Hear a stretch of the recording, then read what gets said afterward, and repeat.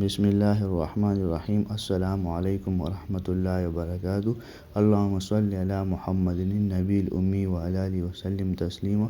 رب اشرح لی صدری ویسر لی امری واحلل عقدۃ من لسانی یفقہوا قولی۔ رب زدنی علما نافعا۔ آج کا ہمارا ٹاپک ہے قرآن پاک کا دور کرتے رہنا، یعنی حفظ کے بعد قرآن پاک کی خبر گیری کرتے رہنا، اور اگر حفظ کے بعد قرآن پاک خدا نخواستہ بھول جائے تو اس کے لیے وعید ہے۔ تو آئیے اپنی ویڈیو کا باقاعدہ آغاز کرتے۔ بسم اللہ الرحمن الرحیم۔ حضرت ابو موسیٰ اشعری رضی اللہ تعالیٰ عنہ نے حضور اکرم صلی اللہ علیہ وسلم سے نقل کیا ہے کہ قرآن شریف کی خبر گیری کیا کرو، قسم ہے اس پاک ذات کی جس کے قبضے میں میری جان ہے کہ قرآن پاک جل نکل جانے والا ہے سینوں سے بنسبت اون کے اپنے رسیوں سے۔ یعنی آدمی اگر جانور کی حفاظت سے غافل ہو جائے اور وہ رسی سے نکل جائے تو بھاگ جائے گا، اسی طرح کلام پاک کی اگر حفاظت نہ کی جائے تو وہ بھی یاد نہیں رہے گا اور بھول جائے گا۔ اور اصل بات یہ ہے کہ کلام اللہ شریف کا حفظ یاد ہو جانا در حقیقت یہ خود قرآن شریف کا ایک کھلا ہوا معجزہ ہے، ورنہ اس سے آدھی تہائی مقدار کی کتاب بھی یاد ہونا مشکل ہی نہیں بلکہ قریب بمحال ہے۔ اسی وجہ سے حق تعالی شان نے اس کے یاد ہونے کو سورہ قمر میں بطور احسان کے ذکر فرمایا اور بار بار اس کی تنبیہ فرمائی ہے کہ ہم نے قرآن پاک کو حفظ کرنے کے لیے سہل کر رکھا ہے، کوئی ہے حفظ کرنے والا۔ صاحب جلالین رحمۃ اللہ علیہ نے لکھا ہے کہ استفہام اس آیت میں امر کی معنی میں ہے، تو جس چیز کو حق تعالی شان بار بار تاکید سے فرما رہے ہو اس کو ہم مسلمان لغو اور حکامت اور بیکار اضاعت وقت سے تعبیر کرتے ہو۔ اس حکامت حضرت ابو موسیٰ اشعری رضی اللہ تعالیٰ عنہ نے حضور اکرم صلی اللہ علیہ وسلم سے نقل کیا ہے کہ قرآن شریف کی خبر گیری کیا کرو، قسم ہے اس ذات پاک کی جس کے قبضے میں میری جان ہے کہ قرآن پاک جل نکل جانے والا ہے سینوں سے بنسبت اون کے اپنے رسیوں سے۔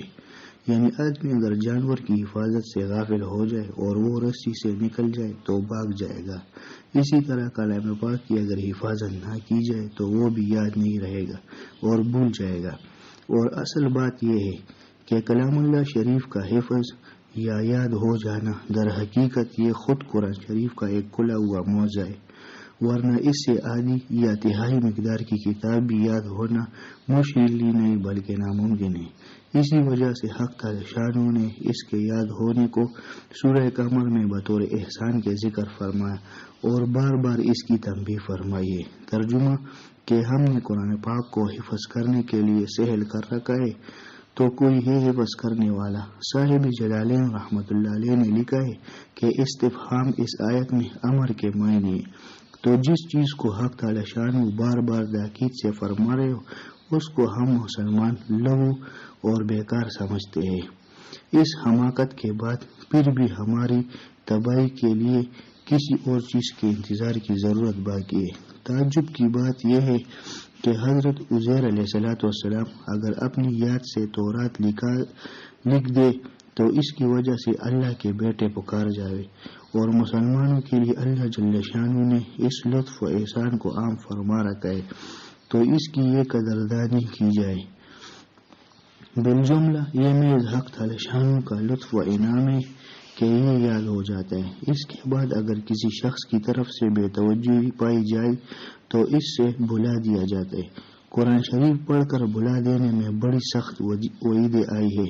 حضور اکرم صلی اللہ علیہ وسلم کا ارشاد ہے کہ مجھ پر امت کے گناہ پیش کیے گئے، میں نے اس سے بڑھ کر کوئی گناہ نہیں پایا کہ کوئی شخص قرآن شریف پڑھ کر بھلا دے۔ دوسری جگہ ارشاد ہے کہ جو شخص قرآن شریف پڑھ کر بھلا دے قیامت کے دن اللہ کے دربار میں کوڑی حاضر ہوگا۔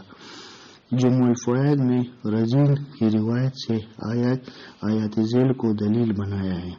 جو شخص ہمارے ذکر سے اعراض کرتا ہے اس کی زندگی تنگ کر دیتے ہیں اور قیامت کے روز اس کو اندھا اٹھائیں گے۔ وہ عرض کرے گا کہ یا اللہ میں تو آنکھوں والا تھا، مجھے اندھا کیوں اٹھایا؟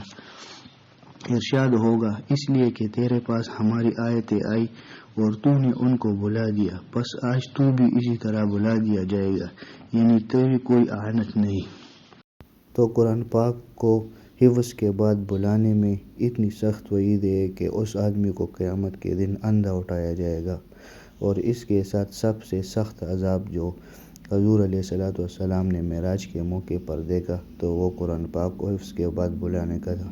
تو اللہ پاک ہمیں قرآن پاک کو حفظ کرنے کی توفیق بھی عطا فرمائے، اور اس کے ساتھ ساتھ دور کر میں اس کی تلاوت کرنے اور اس کے برکات اور فیوز سے خود بھی ہمیں آراستہ فرمائے، ہمارے نسلوں اور ہمارے تمام امت مسلمہ اہل ایمان کو اس سے فیوز و برکات عطا فرمائے۔ وآخر دعوانا الحمد للہ رب العالمین، آمین۔